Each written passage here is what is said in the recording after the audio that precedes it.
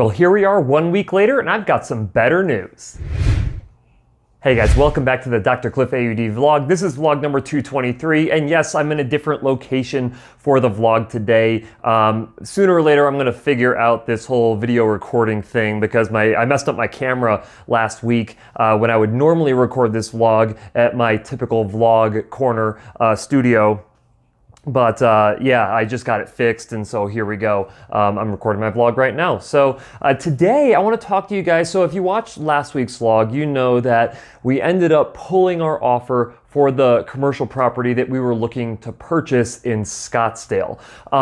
But after, well, it was actually kind of during the process of when I was deciding to remove that offer, I started looking for some other properties, both to purchase as well as to lease.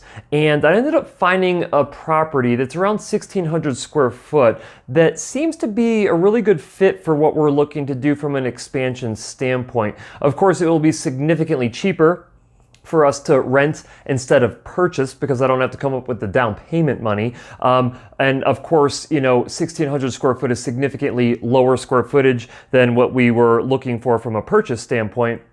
So, you know, with my whole methodology of lean startup, this actually fits in better with that line of thinking to, you know, kind of grow with demand, not going out and just risking a bunch of money, buying a huge place, building it out really nicely. So I'm really kind of excited to say that we've actually put in an offer for a rental space. And so we basically submitted our offer, they countered the offer, and then we submitted our counter to their counter. And we haven't heard back from them yet, but I would suspect because we didn't really change a whole lot in our counter.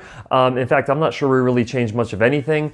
So we should be right on the doorstep, so to speak, of being able to find essentially get this rental property in Scottsdale. And the great news is that it's really just kind of across the street from the original place that we were going to purchase. So it's still right around the 101 and Raintree Boulevard. So I did take some footage. Now, bear with me.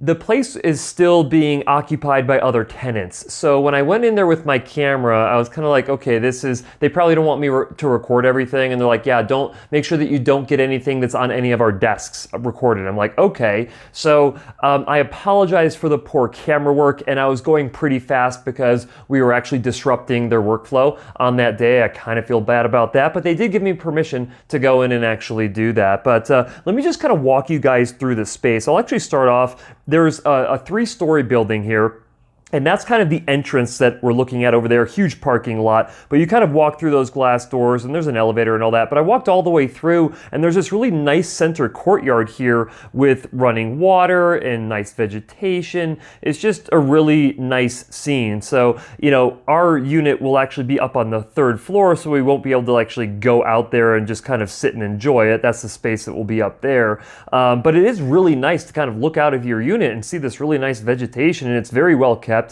This building is immaculate condition, and I love all the windows because we're going to get a ton of natural light into the space. I would argue that it's even better than the other space. So, okay, so that's the outside. Let's go and jump into the inside of the unit here. All right, so that's the front door coming in. That's a dude just walking by.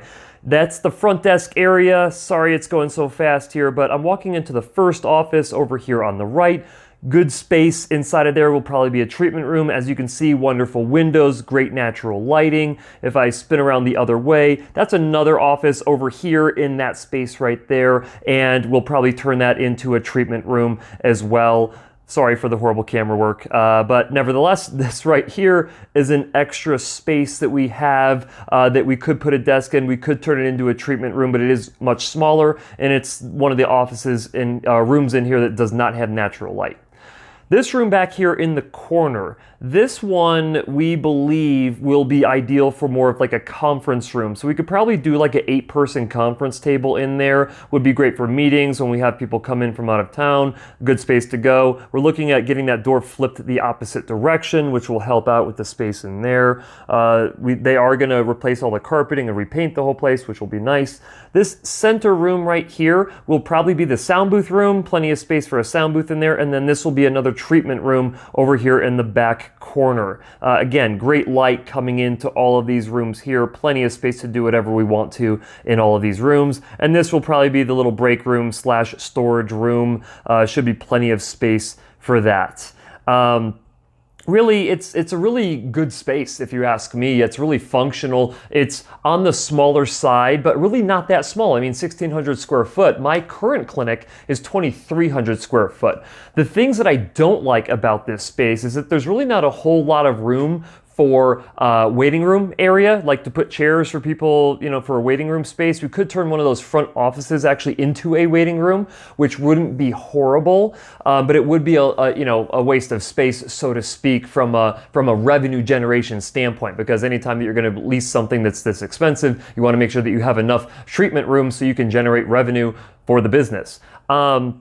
The other thing that I don't like is that it does not have a restroom inside the unit, and it does not have any running water inside the unit. So we won't have a sink or anything like that. We'll have to get very friendly with doing, using hand sanitizer, stuff like that. But we shouldn't be doing a lot of the stuff that we're doing at our main clinic, which is like all of our cerumen removals and anything that would be gross, so to speak, would be done at our main location. This location, we would be doing very minimal, cerumen removal and stuff like that. It just won't be necessary for what we're going to be doing inside of this particular space. But the 1,600 square foot, good amount of space we can kind of still grow into, and we're going to try to get a 3-year lease, because I believe that if we can expand into this area and make it successful, again, this is about 15-20 minutes away from our original clinic location, still on the north side of the valley, just over in Scottsdale. After 3 years, we should be able to potentially purchase a space or even lease a much bigger space that we have the common amenities that we're looking for, which is running water and having bathrooms actually inside the unit. The bathrooms are nice, and everything else about the property is extremely well maintained. So we're really looking forward to getting in there and getting things up and running.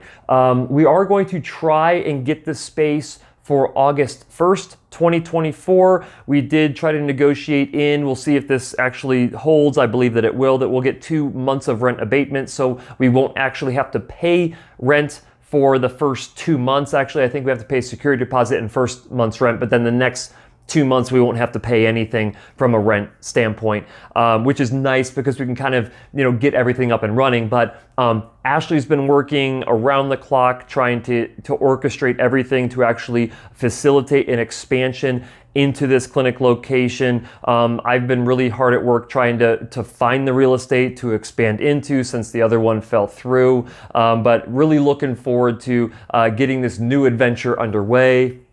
I feel fortunate because, with the ability of me making video content, and we really don't have to do any actual marketing, no paid marketing, anything like that. It frees up a lot of additional income inside of our business that we can use to expand and invest in people, and make hearing healthcare, high quality hearing healthcare, much more accessible to more people, and expanding it into Scottsdale. And if this ends up working with this expansion, who knows, from an additional expansion around the valley, if it makes sense.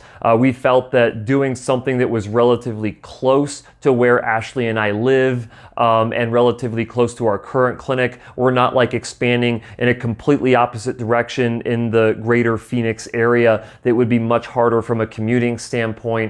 But I think this could be the answer, and I feel very fortunate that we found this space. I did look at a variety of other spaces in our real estate search, and nothing really seemed to kind of fit from a rental perspective. As you guys know, the temporary location that we were in, that we were practicing in when our clinic was flooded and we were getting all that rehabbed, you could tell that the way that a clinic is laid out really does impact the flow of everything, and it can significantly reduce the amount of revenue that you generate, which is not a good thing when you're trying to maintain profitability as a clinic, which is always goal number one, is to make sure that we don't lose money every single month. And then I would say probably goal 1B would be to make sure that we're providing extremely high quality care. And the reason I put being profitable over providing high quality care is because if we can't be profitable, nobody gets any care at all. So hopefully with this new location, there's still a lot more work to do. There's still a lot of equipment to order. There's still a lot of, we have to pick out,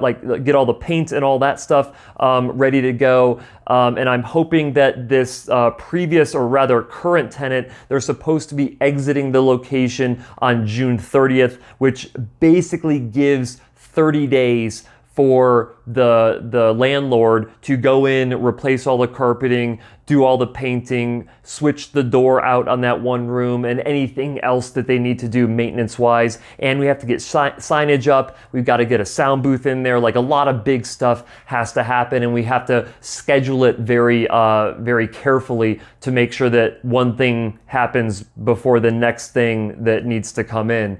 For instance, you can't put in a sound booth and then have carpeting come in. Like, the carpeting's got to be down, ready to go before the sound booth goes in. But nevertheless, of course, I'll keep you guys posted on this entire process. Sorry for the change in venue. Not that you guys probably care. You guys have seen this room before. I do some of my more traditional structured videos inside of this space. And who knows, if I keep messing up my camera, you might see this space again here in the future. But nevertheless, if you guys enjoyed today's video, make sure that you hit that like button. And I did not ask you to subscribe at the beginning of this video because I forgot, but if you could do me a favor, hit that subscribe button with notification bell if you do like these types of videos. If you don't, do not hit subscribe, do not hit notifications or anything like that, because you'll get a ton of these videos if you do that.